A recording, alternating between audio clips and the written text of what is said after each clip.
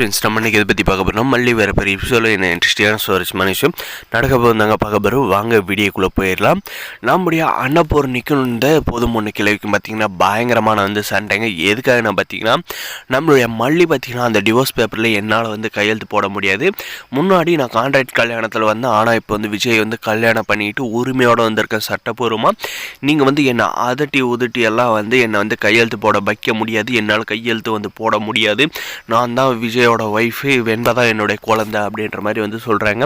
இதை கேட்ட இந்த போதுமொன்று கேள்விக்கு பார்த்தீங்கன்னா பயங்கரமாக டென்ஷன் ஆகிட்டு என் மல்லி ஒழுங்கு மாதிரியே கையெழுத்து போடுன்னு கேட்டதுக்கு முடியாது அப்படின்ற மாதிரி சொல்லிட்டதும் பார்த்தீங்கன்னா நம்ம அன்னபூர்ணியமாக மல்லி சூப்பர் மல்லி, நான் கூட எங்கேயாவது நீ கையெழுத்து போட்டுருவேன்னு எதிர்பார்த்தேன். ஆனால் நீ கையெழுத்து போடாத, நீ பேசின பார்த்தியா வேறு லெவல் அப்படின்ற மாதிரி சொல்கிறாங்க. அதுக்கு இந்த ராஜேஸ்வரி பார்த்திங்கன்னா என்ன சொல்கிறான்னா, மல்லி நீயே கதறி அடிச்சுட்டு ஓடி என் கையில் அந்த டாக்குமெண்ட் எங்கே இருக்குன்னு கேட்டு அந்த ஃபைலில் நீ சைன் போட்டு இந்த வீட்டில் உன் கிழிஞ்சி துணியெல்லாம் எடுத்துக்கிட்டு ஓடுறியோ இல்லையோ பாரு அப்படின்ற மாதிரி இந்த ராஜேஸ்வரி சொன்னவும் நம்ம மல்லி பார்த்திங்கன்னா அதே சவாலை நானும் விட்டுறேன். இந்த வீட்டிலே நான் விஜய்க்கு ஒய்ஃபாக வெண்பாவுக்கு அம்மாவை நான் வாழ்ந்து காட்டுறேன், உங்கள் முகத்திரையெல்லாம் கிழிச்சு காட்டுறேன் அப்படின்ற மாதிரி சவால் விட்டுறாங்க. அதுக்கப்புறம் பார்த்திங்கன்னா இந்த போதுமோன்னு கிளவி என் மல்லி ஒழுங்கு மாதிரியே கையெழுத்தை போட்டு இல்லை உன்னை உயிரோடே விட மாட்டேன் அப்படின்னு சொல்லிட்டு கிளவி சொன்னதோட இந்த ரஞ்சிதா பார்த்தீங்கன்னா மரியாதை கையெழுத்து போட்டு வந்த வெளியே போயிரு மல்லி அப்படின்ற மாதிரி மிரட்டுறாங்க.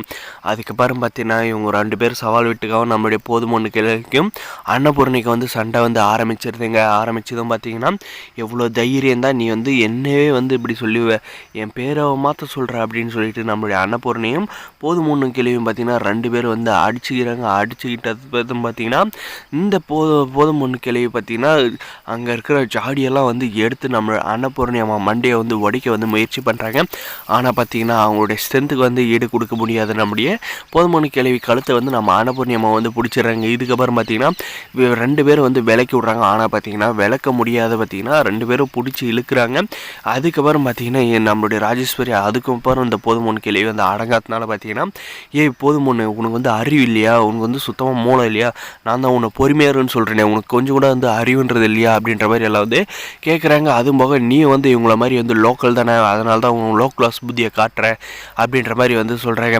என்ன லோ கிளாஸ்ன்றியா ராஜேஸ்வரி, வார்த்தை அளந்து பேசு, என்னுடைய வயசுக்கு மரியாதை கூட, என்ன வயசுக்கு மரியாதை தெரியும், இதுதான் உன்னுடைய சுயரபம், நீயே ஒரு லோக்கல் தான் அப்படின்ற மாதிரி அசிங்கப்படுத்தி அவமானப்படுத்தி கூறிங்கி நம்மளுடைய போதுமொன்று கிழவியை பார்த்தீங்கன்னா இத்தனை கூட இருந்தவங்களே பார்த்தீங்கன்னா இந்த ராஜேஸ்வரி இப்படி பேசிட்டனால இனிமேல் இந்த லோ கிளாஸ் எதுக்கு உங்கள் கூட இருக்கணும் அப்படின்னு சொல்லிட்டு இந்த ராஜேஸ்வரி குட் பை சொல்லிட்டு வீட்டை விட்டு கிளம்பி போக போகிறாங்க. இதனால் நம்ம மல்லிக்கு தாங்க விளைவு. விஜய் மல்லி மேலே கோவப்பட போகிறாங்க. வரப்போ சொல்லி நடக்கும். இந்த வீடியோஸ் லைக் மறக்க